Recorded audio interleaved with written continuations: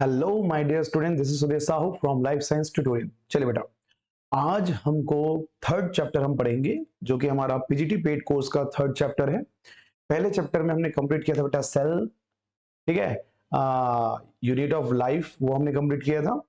Second chapter में हमने complete किया है आपका सेल साइकिल एंड डिवीजन, और हमारा थर्ड चैप्टर है बेटा बायोमोलिक्यूल। ये तीनों चैप्टर बायोलॉजी का बेस है, ठीक है। अब बायोलॉजी के बेस पढ़ने के बाद हम क्या करेंगे, जूलॉजी का बेस पढ़ेंगे एनिमल टिश्यू, और प्लांट का बेस हम वहां पे पढ़ लेंगे मार्फोलॉजी एंड एनाटॉमी, ठीक है। तो आपके पीजीटी में जो ये तीन चैप्टर्स मैंने जो कंप्लीट किए हैं बेटा, वहां से दो चार क्वेश्चन हर साल पूछा जाता है। तो कहीं ना कहीं आपको अच्छे स्कोर करने के लिए ये चैप्टर बहुत इंपॉर्टेंट है, ठीक है। जैसे इस चैप्टर में आप जान रहे होंगे कि क्या क्या चीजें हम कवर करेंगे। जैसे सबसे पहले भैया, ये जैव अणु या फिर बायोमोलिक्यूल क्या होता है, ठीक है। बायोमोलिक्यूल्स के बारे में स्टडी करेंगे। बायोमोलिक्यूल में हम स्टडी करेंगे बेटा प्रोटीन के बारे में, ठीक है। एक तो हमने पढ़ लिया प्रोटीन के बारे में। दूसरा हम पढ़ेंगे बेटा इसमें कार्बोहाइड्रेट्स, ठीक है। क्या पढ़ेंगे, कार्बोहाइड्रेट्स पढ़ेंगे। कार्बोहाइड्रेट्स के बाद हम पढ़ेंगे इसमें क्या, लिपिड्स। और लिपिड्स के बाद हम पढ़ेंगे बेटा इसमें क्या, न्यूक्लिक एसिड, ठीक है। ये चार बायोमोलिक्यूल हमको अच्छे से स्टडी करना है। ये कितने हो गए टोटल, फोर बायोमोलिक्यूल्स हो गए। इनको हमको डिटेल में स्टडी करना है। उसके बाद में इसी प्रोटीन का एक दूसरा कन्वर्जन पढ़ना है हमको, क्या, एंजाइम्स। क्या पढ़ेंगे, एंजाइम्स पढ़ेंगे।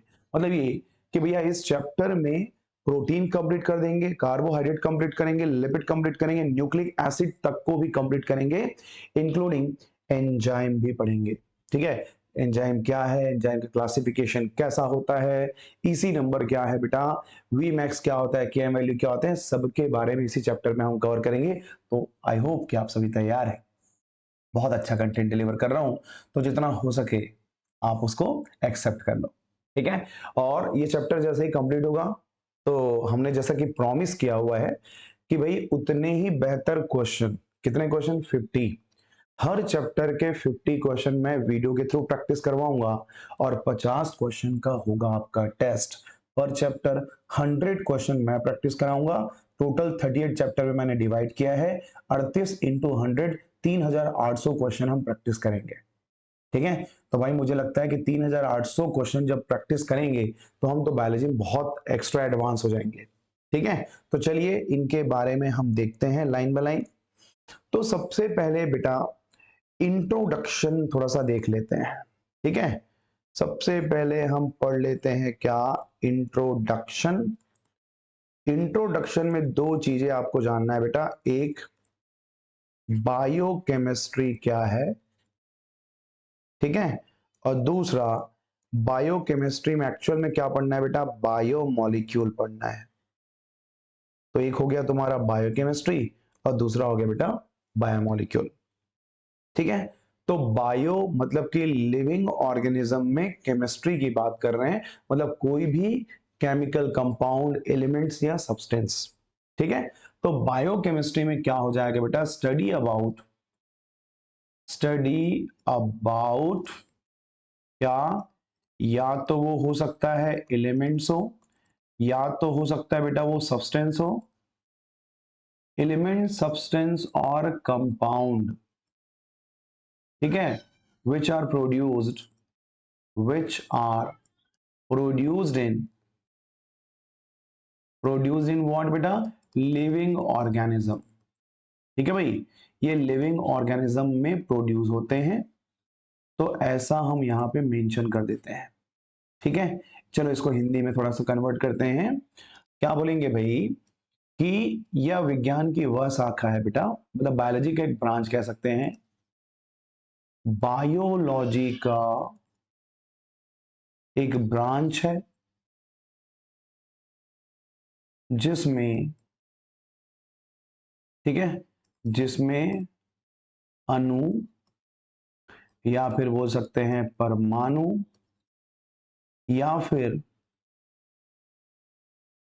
कोई भी कंपाउंड की स्टडी हम करेंगे, ठीक है। या फिर कोई भी कंपोनेंट्स, इसको मैं एक वर्ड में बोलूं तो हम यहां पे ना लिख सकते हैं ऑर्गेनिक, ठीक है, या फिर क्या बोलेंगे कार्बनिक, कार्बनिक यौगिकों,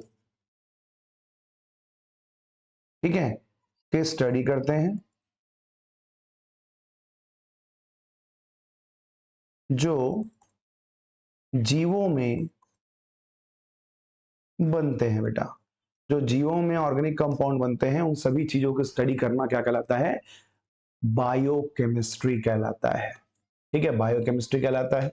अब यार ये बायोमोलिक्यूल क्या है, ऐसे मॉलिक्यूल और एलिमेंट, ठीक है, ऐसे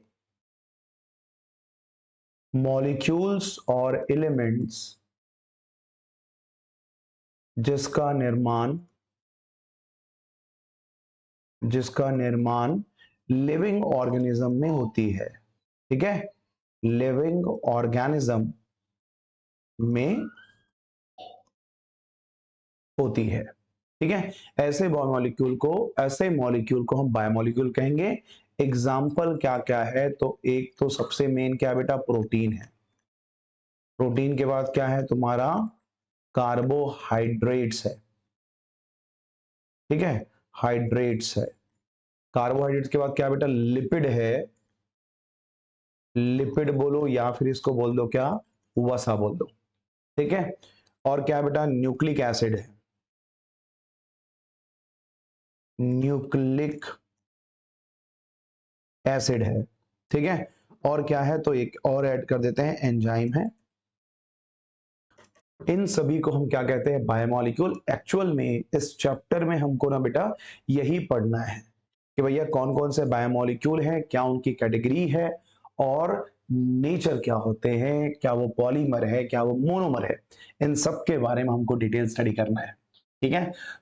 मुझे ऐसा लगता है कि बायोकेमिस्ट्री क्या है एक्चुअल में, ये जो तीसरा चैप्टर हम स्टडी कर रहे हैं, पहला वाला चैप्टर सेल था, दूसरा वाला चैप्टर जो तुम्हारा सेल साइकिल था, थर्ड चैप्टर का नाम हम रख सकते हैं बायोकेमिस्ट्री, या फिर आप नाम रख लो बायोमोलिक्यूल, ठीक है। ये तीन चैप्टर जैसे ही कंप्लीट होगा, आपके सिलेबस के बेस पे एक जो यूनिट है वो आपका कंप्लीट हो जाएगा, ठीक है। चलिए, तो सबसे पहले बायोमोलिक्यूल को हम यहां पे नोट कर लेते हैं।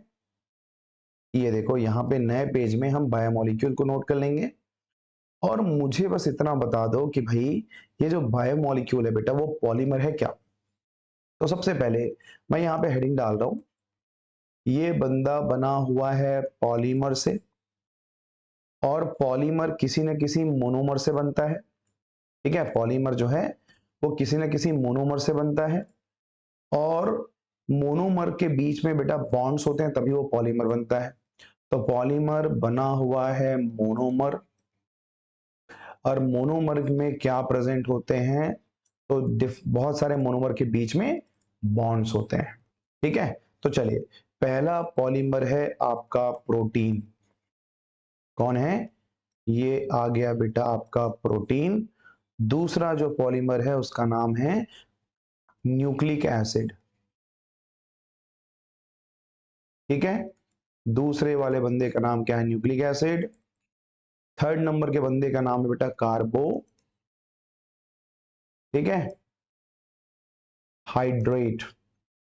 और चौथे वाले बंदे का नाम याद रखना, लिपिड है बेटा, याद रखेंगे, लिपिड कोई पॉलीमर नहीं है, लिपिड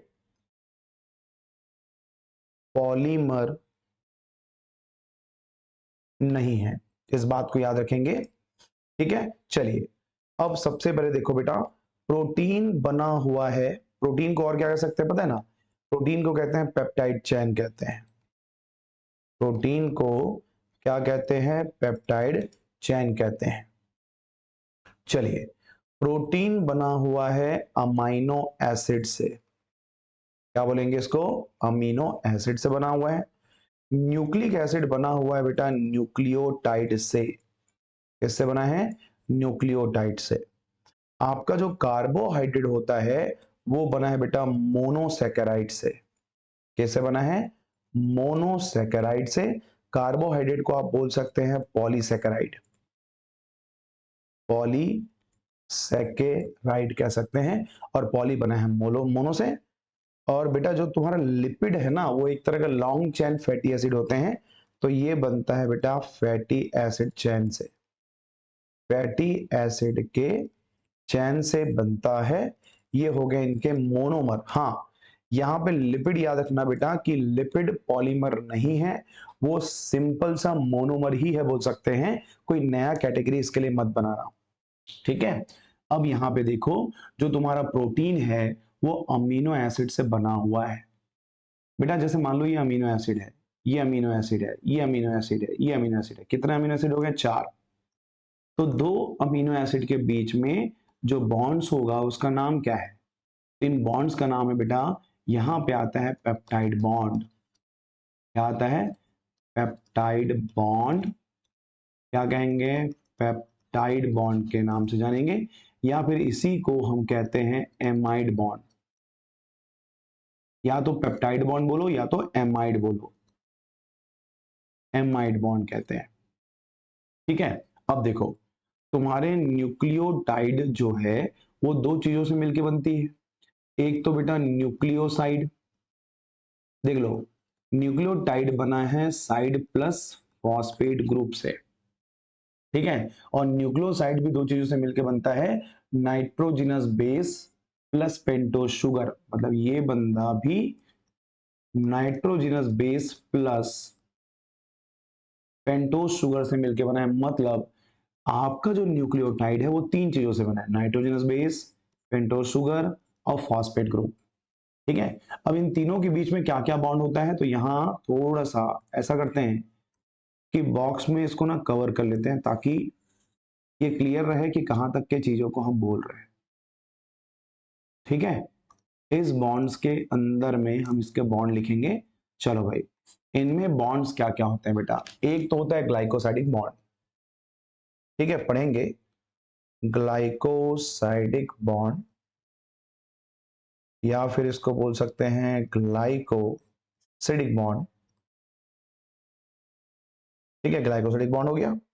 एक होता है बेटा तुम्हारा, यहां पे तुमको मिल जाएगा, मतलब तुम्हारे पेंटोज शुगर और फॉस्फेट के बीच में जो बॉन्ड बनता है उसको हम क्या कहते हैं? यहां पे हो जाएगा मोनो एस्टर बॉन्ड, और एक बॉन्ड आ जाएगा बेटा एनहाइड्राइड। कौन सा बॉन्ड आ जाएगा? एनहाइड्राइड बॉन्ड आ जाएंगे। टोटल 3 बॉन्ड्स होते हैं, जो कि डिटेल में हम पढ़ेंगे बाद में। ठीक है, उसका दिक्कत नहीं है, डिटेल में हम इसको कवर तो करेंगे, मगर इसके साथ में अब देखो, अब हम देख लेते हैं कार्बोहाइड्रेट की बात करते हैं बेटा। अच्छा ठीक है, इसको तुम मोनो एस्टर बॉन्ड की जगह पे फास्फो एस्टर बॉन्ड भी कह सकते हो, तो ब्रैकेट में ऐसा लिख लो फास्फो। ठीक है, फास्फो एस्टर बॉन्ड के नाम से जानते हैं। कार्बोहाइड्रेट में जो बॉन्ड्स होता है बेटा वो यहां लिखा हुआ है, ग्लाइकोसिडिक बॉन्ड होता है, तो यहां भी सेम लिखते हैं, ग्लाइकोसिडिक बॉन्ड होते हैं। और फैटी एसिड में होता है बेटा एस्टर बॉन्ड। क्या होता है? एस्टर बॉन्ड, और एक होता है ईथर। एस्टर बॉन्ड और ईथर बॉन्ड, मगर इन दोनों में से मेन कौन है, कॉमन कौन है बोलेंगे, तो ये पहला वाला बॉन्ड है बेटा, जिसका नाम क्या है? Ester bond. एक ही याद रखना आप। तो ये जो पूरा चीज आपको दिख रहा है वो बायोमोलिक्यूल के मोनोमर हो गए। ठीक है, तो जो भी आपके बायोमोलिक्यूल्स है, बायोमोलिक्यूल्स के जो मोनोमर होते हैं बेटा, ये मोनोमर के बारे में, और इवन मैंने बॉन्ड्स भी बता दिए हैं कि कौन कौन से बॉन्ड्स इसमें प्रेजेंट होते हैं। ठीक है, इसको आप मान के चलिए कि बेसिक इंट्रोडक्शन है आपके बायोमोलिक्यूल का। ओके, ये देख लो, मैं अपने आप को हटा दे रहा हूं, एस्टर बॉन्ड लिखा हूं, यहाँ पे कुछ नया नहीं लिखा। ठीक है, चलिए यहाँ पे वापस ले आता हूं। अब बेटा आगे बढ़ते हैं, और यहाँ पे मुझे ये बताओ, फॉर एग्जाम्पल आपने प्लांट का लिफ ले लिया है। ठीक है भाई, प्लांट का एक आपने क्या पकड़ लिया है? लिफ पकड़ लिया है। या फिर लीवर जो होता है ना, लीवर से आपने क्या निकाल लिया है? मान लो सेल निकाल लिया है। ठीक है, क्या दोनों के दोनों लिविंग ऑर्गेनिज्म है? हाँ बिल्कुल, चाहे वो प्लांट का लिफ हो या लीवर हो, सब ऑर्गन है ना बेटा। तो ये जो है वो लिविंग ऑर्गेनिज्म के क्या है बेटा, लिविंग पार्ट्स हैं, ठीक है, ऑर्गेनल है या ऑर्गन है। इसको तुमने बाहर निकाला और हमको ये प्रूव करना है क्या सच में लिविंग ऑर्गेनिज्म में ऑर्गेनिक कंपोनेंट होता है। ठीक है, मैं क्या बोल रहा हूं, क्या लिविंग ऑर्गेनिज्म, क्या लिविंग ऑर्गेनिज्म ऑर्गेनिक मैटर से मिलकर बनता है। ठीक है, ऑर्गेनिक मैटर क्या उसमें होते हैं, तो बिल्कुल हम लिखते हैं ऑर्गेनिक मैटर से मिलकर बनता है, क्वेश्चन मार्क। तो क्यों ना इसको हेडिंग डाल दें, एनालिसिस करना। ठीक है, एनालिसिस ऑफ, क्या एनालाइज करेंगे बेटा, ऑर्गेनिक मैटर। क्या सच में लिविंग ऑर्गेनिज्म के अंदर में ऑर्गेनिक मैटर होता है। इसको बहुत सिंपल तरीके से रे डायग्राम में बताऊंगा, उसको आप समझो। ठीक है, हमने क्या लिया है, मान लो हमने एक लीफ लिया है बेटा, पत्ता ले लिया है प्लांट का। ठीक है, ये जो है वो पत्ता हो गया ऐसा, या फिर हमने क्या ले लिया है, लीवर के सेल ले लिया है। ठीक है, ये लीवर सेल है, कोई पत्ते को या लीवर सेल को हमने रखा, हमको क्या करना है, एक मस्त सा पिस्टल एंड मोटार बनाना है, मतलब आप बोल सकते हैं सिलबट्टा। ठीक है, आपके घर में जो सिलबट्टा आप यूज करते हैं उसकी बात कर रहे हैं। और आपने ये पत्तों को उसमें डाल दिया है, ये लीवर को डाल दिया है। ठीक है, इसके साथ साथ दो चीजें डालना है बेटा, इसमें तुमको दो चीजें ऐड करना है। क्या क्या ऐड करेंगे, try chloro acetic acid, try chloro, ठीक है भाई, ट्राई क्लोरो एसिटिक एसिड, और रेत के पार्टिकल डाल देना है। ठीक है, ये रेत के क्या मिल जाएंगे आपको, कण मिल जाएंगे। करना क्या है, बस क्रश करना है बेटा। एक आपने पिस्टल मोटार में लिया और जो भी सैंपल था आपका लिविंग ऑर्गेनिज्म उसको आपने ठोस दिया। अब रेत के पार्टिकल डाले और ट्राई क्लोरो एसिडिक एसिड डाल दिए और बस उसको हम क्या करेंगे, क्रश करेंगे। ठीक है, इसको हम क्या कर रहे हैं, क्रश कर रहे हैं। क्रश करने से क्या होगा, एक तरह से आपको ना चटनी मिल जाएगा, स्लरी मिक्सचर। ठीक है, तो यहां पे स्लरी मिक्सचर जो है प्राप्त होगा भाई, स्लरी मिक्सचर जो है प्राप्त होगा। अब इसको देख लो, इमेजिन करो कि आप टमाटर की चटनी बना रहे हो, तो टमाटर की चटनी को जब सिलबट्टे में आप पीसते हो या मिक्सर में पीसते हो, तो भाई टमाटर की चटनी में मुझे दो चीजें दिखती है बेटा, एक तो लिक्विड दिखता है और एक सॉलिड दिखता है। तो सेम टू सेम मैं क्या कर रहा हूं, ये जो भी मिक्सचर रहा होगा जिसको तुमने क्रश किया, इसका नाम रखना बेटा पिस्टल एंड मोटार। ठीक है, तो पिस्टल मोटार से जब तुमने क्रश किया तो क्रश करने से तुमको क्या मिल गया बेटा, स्लरी मिक्सचर मिल गया है। और इस स्लरी मिक्सचर में लिक्विड भी है और सॉलिड भी है। क्यों ना इसको छान लेते हैं बेटा। तो चलो, छानने के प्रोसेस को हम बोलेंगे फिल्टर करना। ये क्लॉथ है बेटा, इसको ना या तो बोल दो चीज क्लॉथ,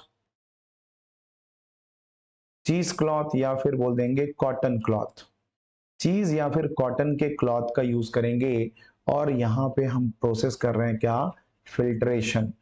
मस्त आपने सैंपल लिया, सैंपल को पिस्टल मोटार में डाला और आपने क्या किया, इसको मिक्स किया। मिक्स करने से आपको एक मिक्सचर मिल गई है, उस मिक्सचर को तुमने फिल्टर कर दिया। फिल्टर करने से दो चीजें आपको मिली। क्या मिली भैया, एक हो सकता है बेटा कि तुम्हारे कपड़े से फिल्टर हो गया होगा। जो फिल्टर हो जाता है उसको हम कहते हैं फिल्ट्रेट कहते हैं। जाहिर सी बात है, जो फिल्टर हो गया उसको क्या कहोगे, फिल्ट्रेट कहोगे, या सिंपली हिंदी में लिखूंगा तो छना हुआ।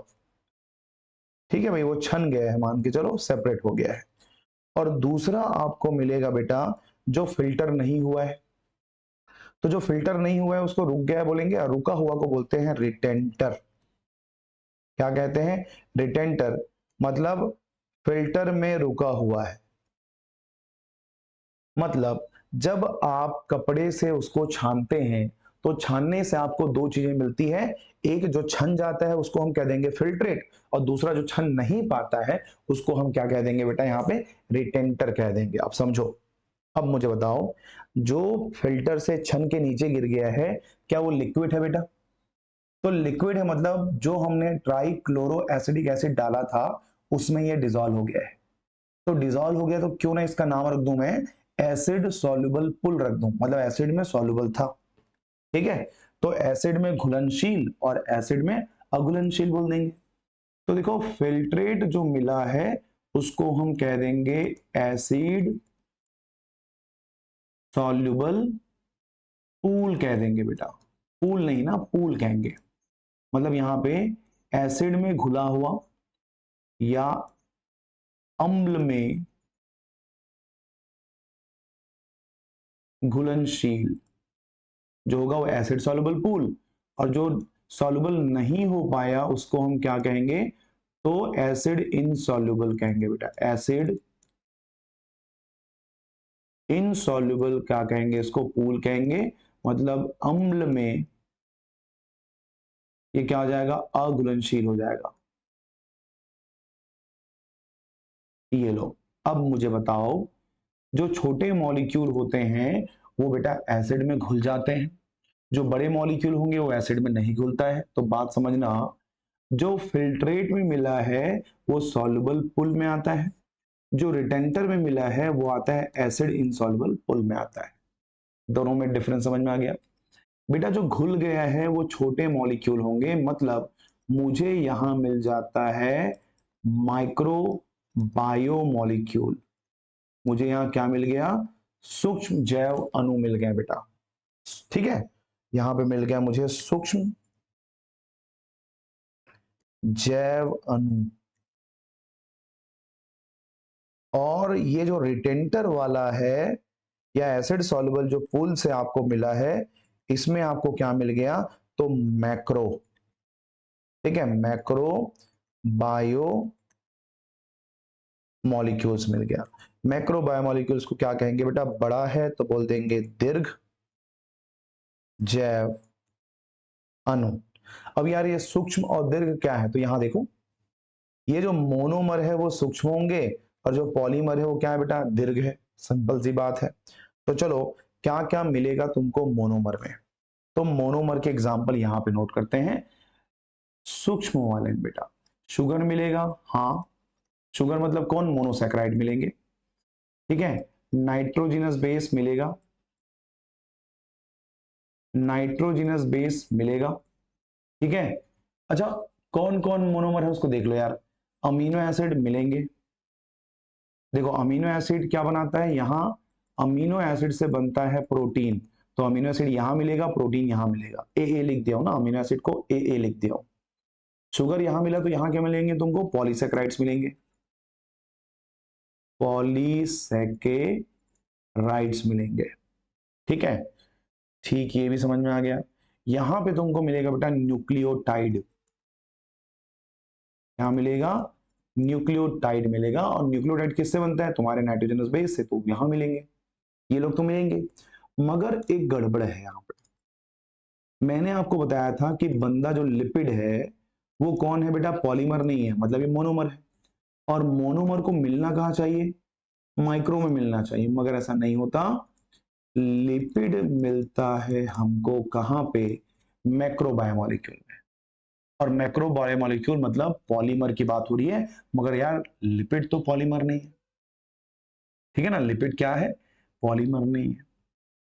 तो लिपिड जब पॉलीमर नहीं है तो वो क्यों मैक्रो बायोमोलिक्यूल में मिल रहा है? ठीक है, एक बात। दूसरी बात बेटा, 800, ठीक है, 800 यदि आप बात करेंगे तो 800 जो डाल्टन तक होता है। ठीक है, कितने से कितने तक होता है? 18 से ले लो, 18 से 800 जो डाल्टन का होता है, डाल्टन, वो आता है आपके में माइक्रो बायोमोलिक्यूल में। और जो मैक्रो होता है बेटा वो मोर देन होता है ना, मोर देन क्या? 800 डाल्टन। तो 800 डाल्टन से ऊपर वाले जो हैं वो आपको मैक्रो में मिलेंगे। मगर यार इतना वजन तो लिपिड का होता नहीं, तो लिपिड यहां पे आया कैसे? ठीक है, दूसरी बात, ये प्रूफ हो गया ना कि आपके लिविंग ऑर्गन में, हाँ, आपके जितने भी ऑर्गेनिक मैटर होते हैं वो मिलते हैं। ठीक है, अब यहां पे जब आप कह रहे हैं कि जो, ठीक है, अम्ल घुलनशील में मिलते हैं बेटा, जो अम्ल एसिड सॉल्युबल पूल की बात करें, अम्ल घुलनशील या अम्ल में घुलनशील, ठीक है, इसको हम क्या कहेंगे, एसिड सॉल्युबल कहेंगे। एसिड सॉल्युबल पूल में प्राप्त होता है उसको हम क्या कहते हैं, सूक्ष्म जैव अणु कहते हैं।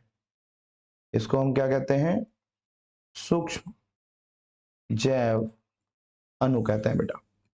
मगर जो चीजें यहां पे देखो, इसको मैं कॉपी कर लेता हूं, ठीक है, इसको एक लाइन यहां पे बना लेते हैं। जो अब यहां की बात करते हैं, ठीक है, घुलनशील की जगह हमको बस क्या करना है, अघुलनशील लिखना है। तो थोड़ा सा जगह बचाते हैं और इसको खिसका देते हैं, ठीक है। और यहाँ पे अम्ल में क्या होगा, अघुलनशील, मतलब एसिड इनसॉल्युबल पूल आ जाएगा। तो मिटाएं क्यों, सामने लिख देते हैं बेटा इनसॉल्युबल।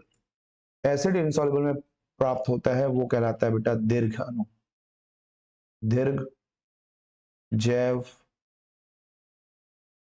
अणु कहलाता है। ठीक है ना भाई, मगर मैंने पहले ही बताया है कि स्टार पॉइंट है लिपिड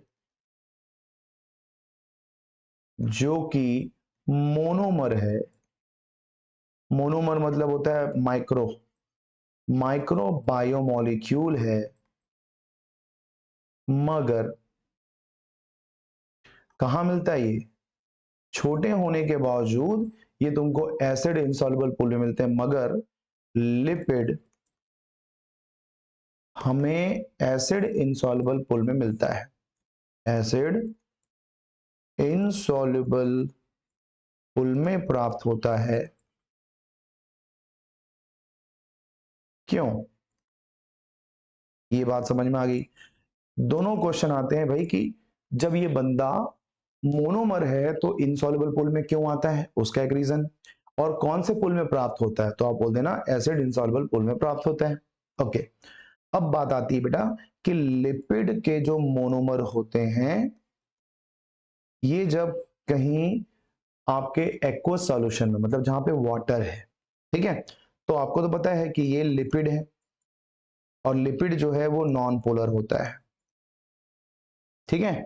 तो जब एक्वस सॉल्यूशन की बात आएगी, एक्वस सॉल्यूशन में लिपिड क्या कर रहा है, अपने आप को अलग रखना चाहता है बेटा, अलग रखना चाहता है। इसीलिए क्या होगा, जो लिपिड के छोटे छोटे अणु हैं वो ऐसा वेसिकल फॉर्म कर लेंगे बेटा, ऐसा, मतलब छोटे छोटे अणु मिलके यहाँ पे क्या बना लेंगे, मीसेल्स और लिपोसोम बना लेंगे, ठीक है, इस तरह का स्ट्रक्चर बना लेंगे।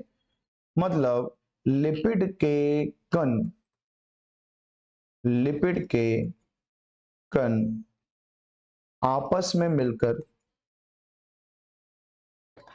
आपस में मिलकर क्या आते हैं, क्या बना रहे हैं बेटा, यहां पे या तो लिपोसोम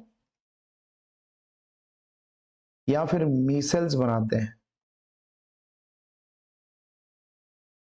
ठीक है। और इसका जो वजन होता है या साइज होता है, साइज बढ़ जाता है बेटा, और साइज बढ़ने के कारण, ठीक है, ये तुमको क्या मिलेंगे, इनसॉल्युबल पूल में आपको देखने को मिलेगा। तो ये रीजन है कि बंदा इनसॉल्युबल पूल में कैसे, अब यहाँ पे दो नाम आया बेटा, लिपोसोम और एक आया मीसेल नाम आया है। तो चलो ये भी देख लेते हैं कि लिपोसोम और मीसेल्स क्या होते हैं, यहां से आप नोट कर लो, ठीक है। लिपिड के कण जो है वो आपस में मिलकर के लिपोसोम या मीसेल्स बनाते हैं एक्वस सॉल्यूशन के अंदर, और उसका वजन बढ़ जाता है, उसकी साइज बढ़ जाती है। इसीलिए वो तुमको एसिड सॉल्युबल पूल में ना मिलकर के कहां मिलेगा, एसिड इनसॉल्युबल पूल में मिलता है। क्लियर हो रहा है पॉइंट, चलो। अब यहाँ पे दो नाम जो आया हुआ है ना, लिपोसोम और मीसेल्स, क्या है, ठीक है भाई, तो लिपोसोम और मीसेल्स बनाते हैं बेटा। कैसे बनाए, एक सर्कल बना लेते हैं पहले, ये एक सर्कल हो गया, ठीक है। इसमें ऐसा सिंगल लेयर बनाते हैं, ये वेसिकल है, ये ऐसा, और इसका जो नॉन पोलर टेल होता है वो अंदर है, बाहर नहीं है, क्योंकि बाहर कौन है बेटा, एक्वस सॉल्यूशन है, ये अंदर की तरफ छूट जाता है, ठीक है। आपको पता होगा कि ये ऐसा यदि है तो ये कहलाता है पोलर हेड, और ये क्या है, non polar tail. Non polar क्या है, पूंछ है, टेल है, ठीक है। ये कितना लेयर दिख रहा है बेटा आपको, ये बंदा नाम है इसका क्या, मी सेल्स। कितने लेयर है, सिंगल लेयर है, ठीक है।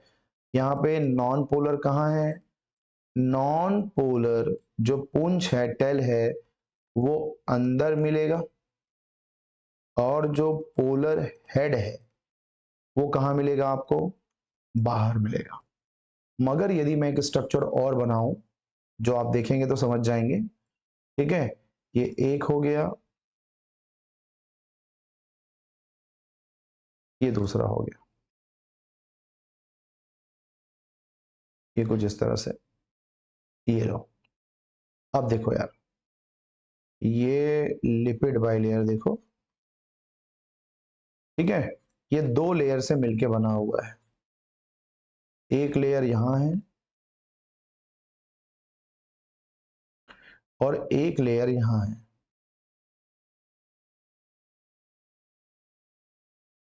और नॉन पोलर जो टेल होती है वो ऐसा है, ऐसा, मतलब लिपिड का बाइलेयर। अब बताओ, बाहर भी तुम्हारा हेड है और अंदर भी तुम्हारा हेड है, और दोनों तरफ से पैक्ड है तुम्हारा नॉन पोलर टेल। यहां पे आपको मिल जाएगा नॉन पोलर टेल मिल जाएगा। तो यदि आपको डबल लेयर दिखे तो बोल देना कि ये कौन है बेटा, लिपोसोम है। लिपोसोम क्या होता है, डबल लेयर से बना हुआ है, इसमें अंदर और बाहर पोलर हेड होते हैं।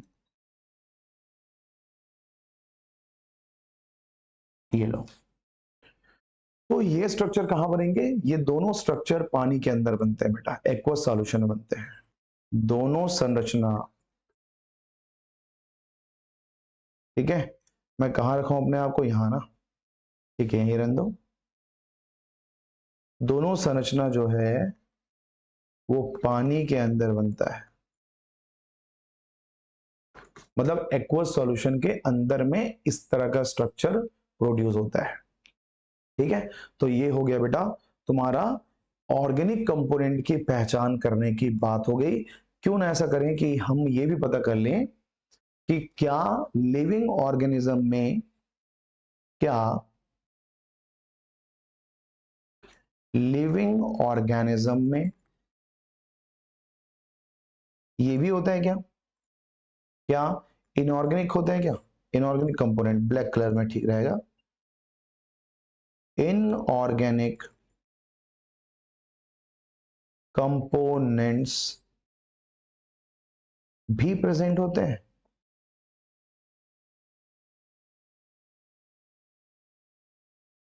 लो, तो अब क्या करेंगे, फिर से वही काम करना है। क्या वही काम करना है भाई, हम क्या करेंगे, अब फिर से हम टिश्यू या सैंपल ले लेंगे बेटा।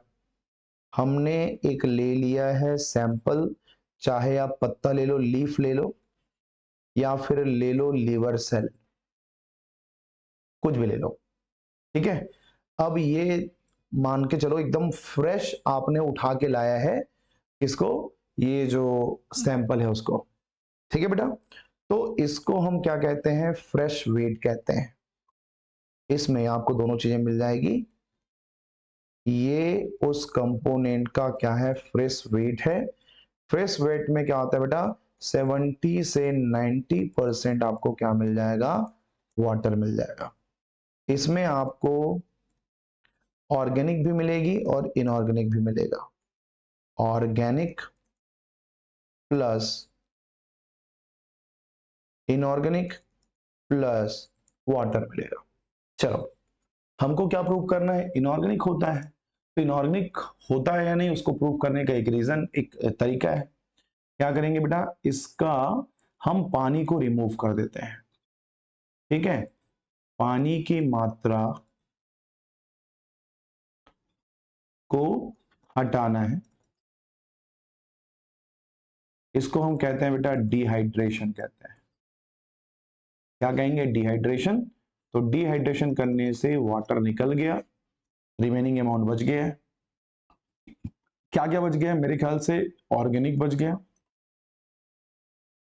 प्लस इनऑर्गेनिक बच गया है। हिंदी में लिखना है तो कार्बनिक और अकार्बनिक लिख लेना। ये तुम्हारा हो जाएगा कार्बनिक और ये हो जाएगा बेटा अकार्बनिक। ठीक है, कार्बनिक और अकार्बनिक हो जाएगा। ऑर्गेनिक हो गया, इनऑर्गेनिक हो गया, कार्बनिक अकार्बनिक और वाटर तो निकल गया, 3 हो गए। इसको ना कहते हैं बेटा, वाटर निकलने के बाद ये कहलाता है ड्राई वेट कहलाता है। इसको हम क्या कहते हैं? ड्राई वेट कहते हैं। अब ड्राई वेट को मैं ना जला देता हूं, इसको जला देते हैं। ठीक है, कंप्लीटली बर्निंग कर देंगे, कंप्लीट बर्न। ठीक है, जब इसको आप कंप्लीट जला देंगे बेटा, तो जलाने से क्या होगा? जितने भी ऑर्गेनिक कंपोनेंट्स है वो रिमूव हो जाएंगे। ठीक है, अब जो, ठीक है, जलाने के बाद, जलाने के बाद बचा हुआ क्या कहलाता है? राख कहलाता है बेटा, ऐश कहलाता है, राख कहलाता है। और इस राख में आपको क्या मिल जाएंगे? वो सभी एलिमेंट्स मिल जाएंगे। ठीक है, एलिमेंट्स में कार्बन हो गया, नाइट्रोजन हो गया, ऑक्सीजन हो गया। अब कार्बन, सिंपल कार्बन की बात कर रहा हूं, हालांकि आप जब ऑर्गेनिक कंपोनेंट को हटा दोगे तो सब तो उड़ जाएगा। ठीक है, ठीक है, नाइट्रोजन हो गया, फास्फोरस हो गया, सल्फर हो गया। ठीक है, इसमें तुमको फॉस्फेट मिलेगा, PO4, सल्फेट मिलेगा। ऐसे सभी स्ट्रक्चर आपको देखने को मिलेंगे। इस बात से ये प्रूफ होता है कि हाँ, हमारे जो, हम जो लिविंग ऑर्गेनिज्म की बात कर रहे हैं उसमें आपका क्या प्रेजेंट है भाई? इसमें नॉन लिविंग थिंग्स या फिर इनऑर्गेनिक कंपोनेंट भी क्या होती है? प्रेजेंट होती है। इससे ये प्रूफ हो जाता है। ठीक है, चलिए, तो अब हम क्या करते हैं? ऑर्गेनिक और इनऑर्गेनिक दोनों चीजों से स्टडी करने से हमारे जो बायोमोलिक्यूल है उसको हम दो पार्ट में डिवाइड कर सकते हैं। बायो मॉलिक्यूल्स को, जैव अणु को हम दो पार्ट में डिवाइड करते हैं बेटा। एक को हम कहते हैं micro biomolecule, micro bio molecules, और दूसरे को कहते हैं मैक्रो। ठीक है, इसको हम कहेंगे मैक्रो बायो मॉलिक्यूल्स कहेंगे। ठीक है, माइक्रो बायोमोलिक्यूल कहां मिला था? याद करो, एसिड सॉल्युबल से प्राप्त होती है। सबसे पहली बात, ये एसिड सॉल्युबल पूल से प्राप्त होती है। और ये कहां से मिलेगा? ये तुमको मिलेगा बेटा एसिड इनसॉल्युबल पूल से। एसिड इनसॉल्युबल पूल से प्राप्त होती है। ये दोनों के बीच में आपको एक सिंपल सा डिफरेंस समझ में आ गया है। अब जैसे मैं बात करूं दोनों के बीच में डिफरेंस का, तो मॉलिक्यूलर वेट बताओ। इसका जो वजन होता है बेटा, मॉलिक्यूलर वेट MW बोल देंगे। ठीक है, मॉलिक्यूलर वेट 1000 डाल्टन से कम होगा। ठीक है, इसमें इसका जो मॉलिक्यूलर वेट है बेटा, वो 1000 डाल्टन से क्या होगा? अधिक होगा। ठीक है, एसिड सॉल्युबल पूल में, वो इनसॉल्युबल पूल में 1000 डाल्टन से कम है, वो 1000 डाल्टन से क्या है? ज्यादा है। एग्जाम्पल क्या है? तो एग्जाम्पल में सब कुछ आ जाएगा, जैसे शुगर। यदि शुगर ना लिखा हो तो मोनोसेक्राइड, मोनोसेक्राइड हो गया। ठीक है, जो कि मोनोमर है। अमीनो एसिड, अमीनो एसिड मिल जाएगा, ठीक है। नाइट्रोजनस बेस मिल जाएंगे, नाइट्रोजनस बेस मिल जाएंगे बेटा, ठीक है। प्रोटीन को बनाने वाला अमीनो एसिड मिल गया, कार्बोहाइड्रेट को बनाने वाला ये मिल गया, और नाइट्रोजनस बेस मिल जाएंगे आपको। जब हम बात करते हैं मैक्रो बायोमोलिक्यूल का, तो यहां क्या मिलेगा, एक तो प्रोटीन मिलेगा, ठीक है, प्रोटीन। एक मिलेगा बेटा पॉलीसेकेराइड मिलेगा, पॉलीसेकेराइड्स, ठीक है, पॉलीसेकेराइड्स मिल जाएंगे। एक मिल जाएगा आपको न्यूक्लियोटाइड,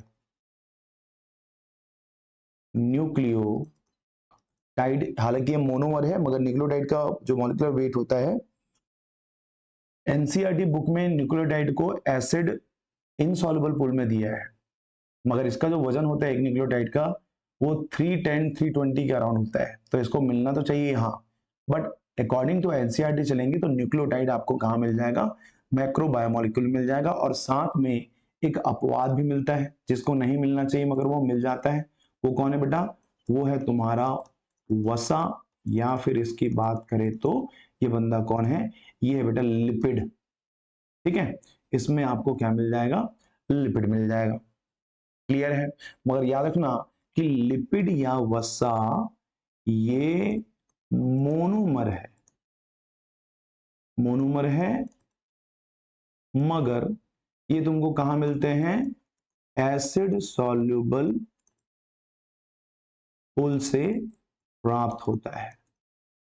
अब यहां से प्राप्त होता है तो इसको आप ये मत बोल देना कि भैया मैक्रोमोलिक्यूल है, ये मैक्रोमोलिक्यूल बिल्कुल भी नहीं है, मगर वहां मिलता है, इतना आपको वहां पे मेंशन कर देना है, ठीक है। ये इधर देख लो, नोट कर लो इसको, सिंपल है, फंडामेंटल एकदम सा सिंपल है कि भैया मैक्रो मॉलिक्यूल दो तरीके के हो गए, हमने आपको यहाँ पूरी चीजें डिलीवर कर दी है। अब आगे देखो, अब यहाँ देखने वाली बात यह है कि जब आप बेटा बायोमोलिक्यूल पढ़ रहे हो, बायोमोलिक्यूल कहाँ है, लिविंग बॉडी के अंदर है, तो मुझे बताओ लिविंग बॉडी को कौन बनाता है, बायोमोलिक्यूल, और बायोमोलिक्यूल मिलकर के क्या बनाते हैं, सेल बनाते हैं। तो मुझे बताओ एक सेल के अंदर कितने परसेंट में कौन सा बायोमोलिक्यूल होता है, तो यहां से एक क्वेश्चन बनता है। चलो नेक्स्ट पेज में मैं आपको मेंशन करता हूं, यहां पे दिखाता हूं, ठीक है। सबसे पहले आप ये बता दीजिए इनको कि भैया यहां कितने एक सेल में, ठीक है, एक सेल में, ठीक है, बायोमोलिक्यूल का परसेंटेज, बायोमोलिक्यूल्स का परसेंटेज, या फिर आप बोल देना कि मात्राएं कितनी होती है। तो सीक्वेंस में अरेंज करो सबसे पहले, ठीक है, सीक्वेंस में अरेंज करते हैं बेटा। सबसे ज्यादा होता है पानी, जल, ठीक है भाई, वाटर सबसे ज्यादा होता है, कितना होता है आपको पता होगा, जितना दुनिया में होता है बेटा, एनसीईआरटी के अकॉर्डिंग 70 से 90% वाटर आपको मिल जाएगा एक सेल के अंदर, समझ रहे हो, एक सेल में 70% वाटर हो सकता है। दूसरे नंबर में आता है प्रोटीन, और तीसरे नंबर में आता है बेटा न्यूक्लिक एसिड, ठीक है, न्यूक्लिक एसिड आता है। ये हो गया प्रोटीन, ये हो गया तुम्हारा न्यूक्लिक एसिड, क्या बच गया, कार्बोहाइड्रेट, ठीक है, कार्बोहाइड्रेट्स,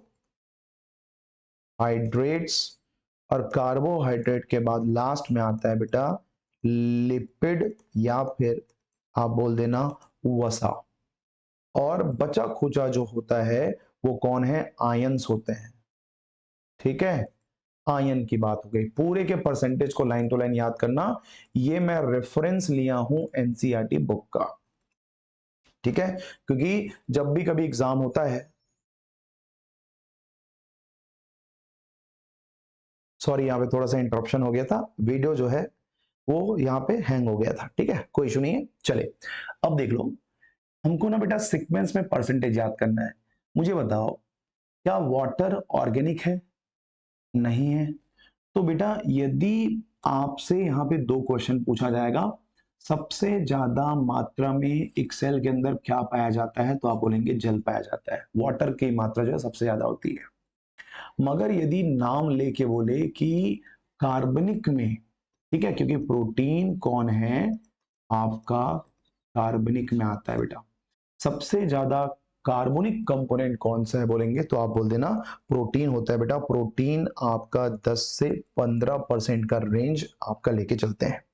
न्यूक्लिक एसिड जो है 5 से 8% तक का होता है। कार्बोहाइड्रेट बहुत ही कम होता है बेटा, 3, ठीक है, ये तुम्हारा 2, और ये तुम्हारा क्या आ जाएगा, 1। एकदम सीक्वेंस 3, 2 और 1% के आसपास यहाँ पे आपको मिलेंगे। ठीक है, ये तुम्हारा 5 से एनसीईआरटी का बोलोगे तो यहाँ पे ना एनसीईआरटी के हिसाब से लिख लो 5 से 7%, 7%। ये हो गया बेटा एक सेल में बायोमोलिक्यूल की मात्रा कितनी होती है। तो सबसे ज्यादा तो जल ही होगा, और जल के बाद कौन है तो प्रोटीन है। और ये दोनों चीजें अच्छे से याद रखना कि कौन कौन सबसे ज्यादा, तो प्रोटीन और न्यूक्लिक एसिड सबसे ज्यादा होते हैं as compare to other biomolecule. ठीक है, समझ में आ गया। चले भाई, अब यदि मैं बात करूं बेटा कि हमारे हमारे मतलब कि लिविंग ऑर्गेनिज्म की बात करूं, एक जीव की बात करता हूं मैं, हमारी बात कर लेता हूं ह्यूमन का, और मैं बात कर लेता हूं बेटा मिट्टी की। ठीक है, मिट्टी का मतलब कि हम बात कर रहे हैं सॉइल का। सॉइल को हम कह देते हैं अर्थ क्रस्ट कह देते हैं। ठीक है, तो यहाँ पे दो चीजें तुमको देखने को मिला, एक सॉइल मिल गया। हमको ना कंपैरिजन करना है कि भैया एक लिविंग ऑर्गेनिज्म में और आप में क्या डिफरेंस है। क्या आप में और उनमें दोनों में सेम टाइप के कंपोनेंट होते हैं क्या, ये हमको पता करना है। तो इसका ट्रिक है, सबसे ज्यादा हम दोनों में, चाहे मिट्टी हो बेटा चाहे वो लिविंग ऑर्गेनिज्म हो, दोनों में एक चीज है जो बहुत कॉमन है, वो है बेटा तुम्हारा ऑक्सीजन। सबसे ज्यादा आपको क्या मिलेगा, ऑक्सीजन का अमाउंट मिलेगा। मैं ट्रिक बता रहा हूं, ट्रिक को याद कर लो तो तुम्हारा काम चल जाएगा। ठीक है, पहला जो तुम्हारा नॉन लिविंग है, मिट्टी की बात करेंगे, ओसिका नामंग। ठीक है, ओ सी का ना मंग, ये 5 सीक्वेंस में याद रखोगे। और हमारे में ओ साइनाइड, साइनाइड को सीएन कहते हैं, अलग अलग लिखे ना, ओ साइनाइड कह दे, कह दे। ठीक है, तो ये तो जान गए। ऑक्सीजन सबसे ज्यादा होता है। सेकेंड नंबर पे हमारे बॉडी में कार्बन होता है बेटा, मगर अर्थ क्रस्ट में क्या होता है, सिलिकॉन होता है। थर्ड नंबर में हमारे पास नाइट्रोजन होता है, उनमें कौन होता है, कैल्शियम होता है। फोर्थ नंबर में कैल्शियम होता है और उनमें क्या होता है, सोडियम होता है। और फिफ्थ नंबर में हाइड्रोजन है, मगर मिट्टी में मैग्नीशियम है बेटा। तो ओ साइनाइड कह दे फॉर लिविंग ऑर्गेनिज्म, और नॉन लिविंग में क्या है, ओसिका नामंग, ये सीक्वेंस है। इनमें सबसे मेजर कौन है, तो ये दो दो याद रखेंगे। ठीक है, इन दोनों में ये दोनों सबसे मेजर है। यदि एग्जाम में पूछे सबसे ज्यादा क्या मिलता है, तो आप बोल देना कि सबसे ज्यादा ऑक्सीजन मिलता है, चाहे लिविंग हो चाहे नॉन लिविंग हो। ठीक है, और सेकेंड नंबर पे हमारे पास कार्बन है, और इनके पास क्या है बेटा, सिलिकॉन है।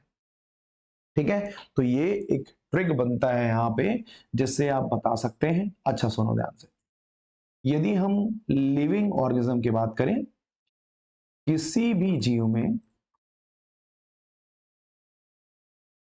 ठीक है, कौन से एलिमेंट्स सबसे ज्यादा होते हैं, जो सबसे ज्यादा लिखने से अच्छा सबसे इंपॉर्टेंट लिखते हैं। ठीक है, सबसे इंपॉर्टेंट होते हैं, या फिर इसके लिए लिख सकते हैं बेटा असेंशियल होते हैं। या तो इंपॉर्टेंट लिख दो या तो लिख दो असेंशियल होते हैं। ठीक है, अब मुझे बताओ, ये जो असेंशियल होते हैं उसमें ना तुमको ट्रिक याद कर रहे हैं सीक्वेंस में ना। देखो क्या है,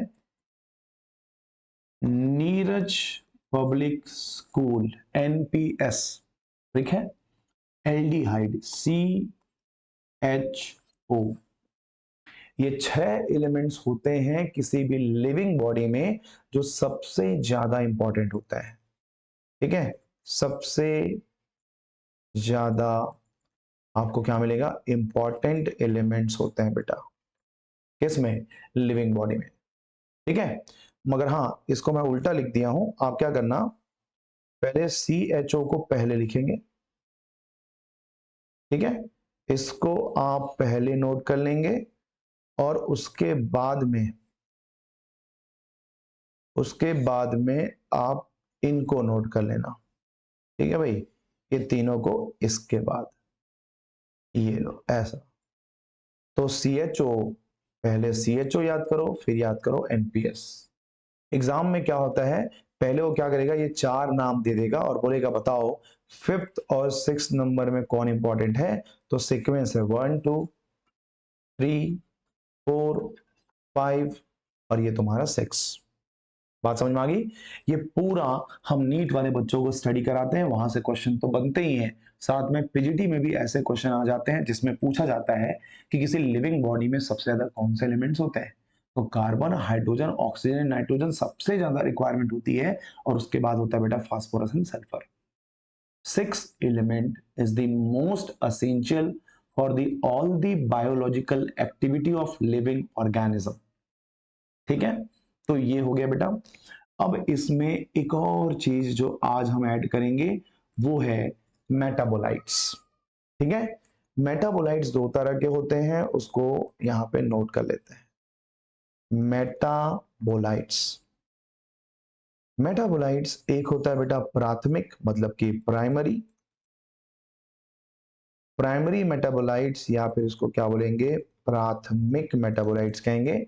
और सेकेंड नंबर में आ जाएगा सेकेंडरी। ठीक है, सेकेंडरी मेटाबोलाइट या फिर बोल सकते हैं द्वितीयक। ये लो, अब बात समझो।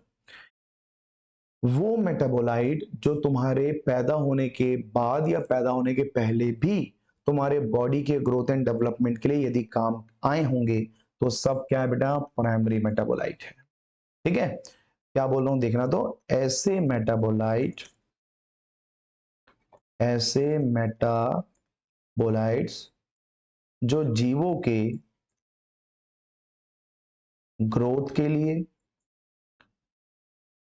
एवं डेवलपमेंट, ठीक है, ग्रोथ एंड डेवलपमेंट के लिए आवश्यक होते हैं, डेवलपमेंट के लिए आवश्यक होते हैं, उसे हम क्या बोलते हैं बेटा, प्राइमरी मेटाबोलाइट बोलते हैं। एग्जाम्पल क्या है, तो अभी जो तुमने पढ़ा ना, प्रोटीन होता है, लिपिड होता है, न्यूक्लिक एसिड होता है और तुम्हारा कार्बोहाइड्रेट होता है। ये सब के सब जो तुम्हारे मेटाबॉलिज्म में काम आता है बेटा, इस सबको हम क्या बोल देंगे, प्राइमरी मेटाबोलाइट कह देंगे। ठीक है, ये प्राइमरी मेटाबोलाइट हो गया। अच्छा, ये प्राइमरी मेटाबोलाइट जो है वो पाचन की एक्टिविटी में भाग लेते हैं, मतलब मेटाबॉलिज्म में ये सभी मेटाबॉलिक प्रोसेस में, मेटाबॉलिक प्रोसेस में भाग लेते हैं बेटा, ये लोग भाग लेते हैं। मगर सेकेंडरी मेटाबोलाइट सिंपल सी बात है, इसमें दोनों पॉइंट पहले लिख दो, ये वाली पॉइंट, ऐसे मेटाबोलाइट जो ग्रोथ एंड डेवलपमेंट बिल्कुल भी पार्टिसिपेट नहीं करते हैं।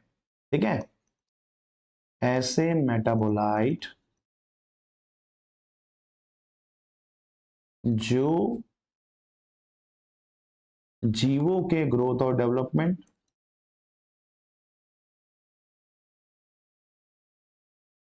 ठीक है, में भाग नहीं लेते, एक हो गया। दूसरा, और ना ही तुम्हारे मेटाबॉलिक प्रोसेस में पार्टिसिपेट करते हैं, और ना ही मेटाबॉलिक प्रोसेस में भाग लेते हैं। ठीक है, ये 2 पॉइंट तो एक दूसरे के बीच में डिफरेंस होगी। अब यहां पे बंदा ये सेकेंडरी मेटाबोलाइट करता क्या है, तो पहले ये देख लो कि बनाते कौन है। बेटा सेकेंडरी मेटाबोलाइट को प्लांट्स प्रोड्यूस करते हैं, कुछ बैक्टीरिया और कुछ फंजाई जो है प्रोड्यूस करते हैं। तो याद रखना, सेकेंडरी मेटाबोलाइट को प्लांट्स, ठीक है, सभी ने कुछ बैक्टीरिया, प्लांट्स कुछ बैक्टीरिया एवं फंगस, कुछ फंगस जो है, सेकेंडरी मेटाबोलाइट को प्लांट, बैक्टीरिया एंड फंगस क्या करते हैं, प्रोड्यूस करते हैं। ये प्रोड्यूस करते हैं बेटा, ये होगी सेकेंडरी मेटाबोलाइट की। नेक्स्ट पेज पे भी हम बात कर रहे हैं सेकेंडरी की ना, यहां पे हम सेकेंडरी मेटाबोलाइट की ही बात कर रहे हैं। ये सेकेंडरी मेटाबोलाइट का काम क्या है बेटा, तो याद रखना, इसका मेन जो फंक्शन है, ठीक है, प्लांट्स को क्या करेंगे, प्लांट्स को डिफेंस प्रोवाइड करता है। जैसे आपको पता ही है कि प्लांट में इम्यून सिस्टम तो नहीं होती है, तो प्लांट अपने बचाव के लिए क्या करता है, सेकेंडरी मेटाबोलाइट सिंथेसाइज करता है। तो एक हो गया डिफेंस प्रोवाइड करता है, तथा प्लांट्स को जो तुम्हारे एबायोटिक फैक्टर्स होते हैं बेटा, एबायोटिक फैक्टर्स मतलब ये कि भाई हमारा जो सराउंडिंग है, ठीक है, प्लांट्स को या फिर जीवों एवं इकोसिस्टम के बीच, ठीक है, अंतर क्रियाएं बोल सकते हैं या इंटरैक्शन कह सकते हैं, इंटरैक्शन स्थापित करता है। समझ में आया, ये दो काम करता है तुम्हारा सेकेंडरी मेटाबोलाइट। एग्जाम्पल लिख लो यार, एग्जाम्पल, ठीक है, सेकेंडरी मेटाबोलाइट के बहुत सारे एग्जाम्पल है। सबसे पहले पिगमेंट देख लेते हैं, वर्णक, ठीक है, वर्णक मतलब हम बात करें किसका, पिगमेंट्स का।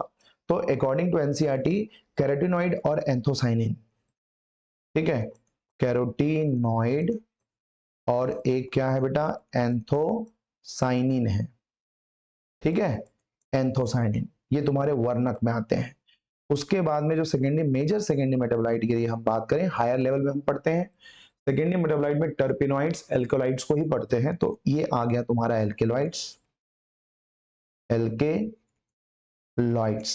ठीक है। एल्केलॉइड्स में तुम एक दो एग्जांपल याद करो, जैसे मॉर्फिन,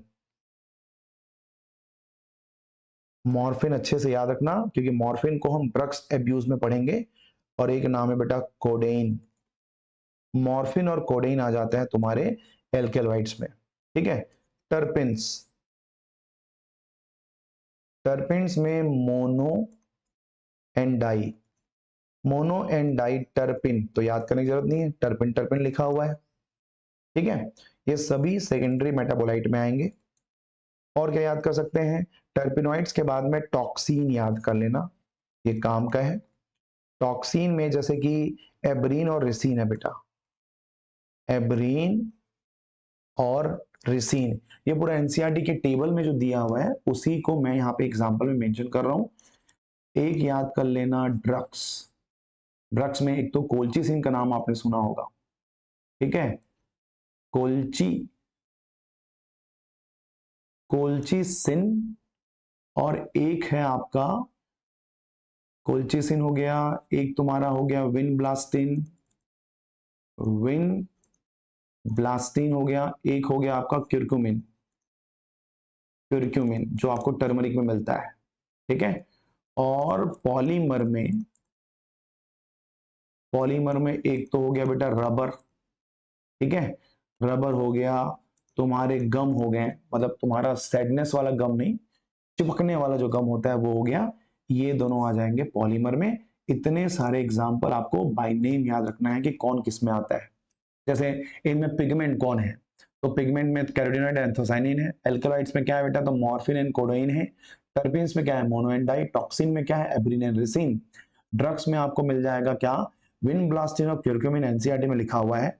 पॉलीमर में आपका रबर एंड गम, एनसीईआरटी में गलत चीज भी लिखा हुआ है, सेल्यूलोज, तो सेल्यूलोज पॉलीमर है मगर सेकेंडरी मेटाबोलाइट नहीं है। ठीक है, तो बेटा आज का पूरा वीडियो मेरे ख्याल से इंट्रोडक्टरी पार्ट रहा है हमारे बायोमोलिक्यूल का। अब बायोमोलिक्यूल नंबर 1 हमको स्टडी करना है, और बायोमोलिक्यूल नंबर 1 हम मेरे ख्याल से कवर कर लेते हैं सबसे पहले या तो प्रोटीन को या तो न्यूक्लिक एसिड को। मैं ऐसा करता हूं, प्रोटीन पहले स्टार्ट कर लेते हैं। एक लेक्चर में प्रोटीन कंप्लीट करेंगे, एक लेक्चर में न्यूक्लिक एसिड कंप्लीट करेंगे, एक लेक्चर में आपका लिपिड कंप्लीट करेंगे और एक लेक्चर में कार्बोहाइड्रेट। टोटल इसके बाद 4 लेक्चर हो जाएंगे, और हो सकता है कुछ कुछ बायोमोलिक्यूल 2 लेक्चर में हो। ठीक है, कोशिश ये रहेगी कि एक लेक्चर में एक बायोमोलिक्यूल खत्म हो ताकि आपको पढ़ने में आसानी हो, और जैसे ये कंप्लीट हो जाएगा फिर आपको हम प्रोवाइड कर देंगे एमसीक्यू। ठीक है, तो चलिए मिलते हैं नेक्स्ट वीडियो लेक्चर में इसी तरह के ऑसम कंटेंट के साथ, झमाझम। ठीक है, चलिए तो take care and bye bye.